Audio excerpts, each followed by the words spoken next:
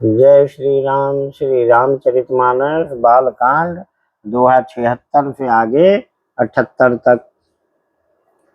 कह शिव यद्यपि उचित यस नाही, नाथ बचन पुनि मेटि न जाहि। फिर धरि आयस करिय तुम्हारा, परम धर्म यह नाथ हमारा। शिवजी ने कहा, यद्यपि ऐसा उचित नहीं है, परंतु स्वामी की बात भी मेटी नहीं जा सकती। हे नाथ, मेरा यही परम धर्म है कि मैं आपकी आज्ञा को सिर पर रखकर उसका पालन करूं। मातु पिता गुरु प्रभु कै बानी, बिनहि विचार करिय शुभ जानी। तुम सब भांति परम हितकारी, आज्ञा सिर पर नाथ तुम्हारी। माता पिता गुरु और स्वामी की बात को बिना ही विचारे शुभ समझकर करना चाहिए। फिर आप तो सब प्रकार से मेरे परम हितकारी हैं। हे नाथ, आपकी आज्ञा मेरे सिर पर है। प्रभु तो स्यो सुनि शंकर बचना, भक्ति विवेक धर्म जुत रचना। कह प्रभु हर तुम्हार पन रहेऊ, अब राख्यऊ जो हम कहेऊ।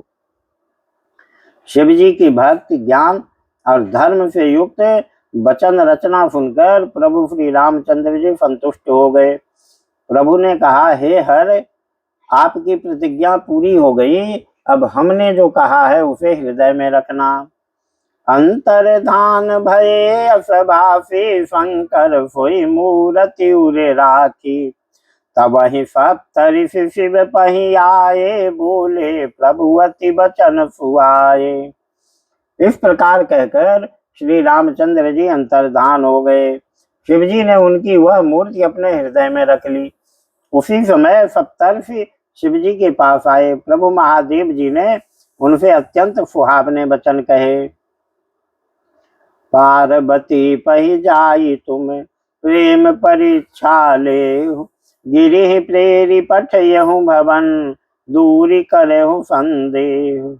आप लोग पार्वती के पास जाकर उनके प्रेम की परीक्षा लीजिए और हिमाचल को कहकर पार्वती को घर भिजवाइए और उनके संदेह को दूर कीजिए।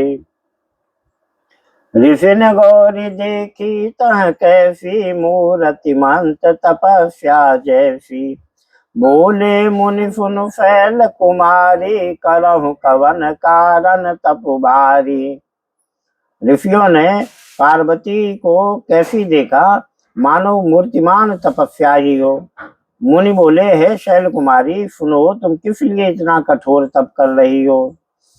कही अब राधहु का तुम चाहूं, हम सन सत्य मरम किन कहूं।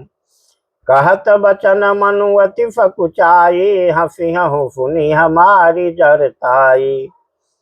तुम किसकी आराधना करती हो और क्या चाहती हो, हमसे अपना सच्चा भेद क्यों नहीं कहती। पार्वती ने कहा, बात कहते मन सकुचाता है, आप लोग मेरी मूर्खता सुनकर हंसेंगे।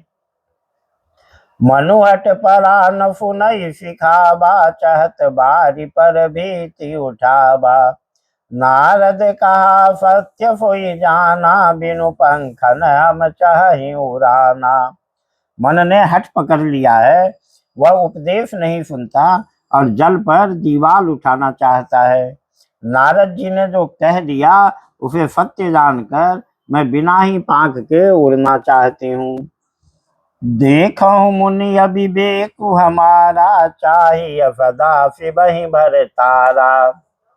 हे मुनियों, आप मेरा ज्ञान तो देखिए कि मैं सदा शिव जी को ही पति बनाना चाहती हूँ।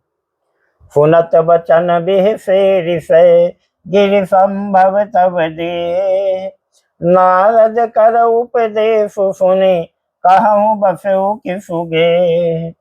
पार्वती जी की बात सुनते ही ऋषि लोग हंस पड़े और बोले, तुम्हारा शरीर पर्वत से ही तो उत्पन्न हुआ है, भला कहो तो नारद का उपदेश सुनकर आज तक किसका घर बसा है। जय श्री राम।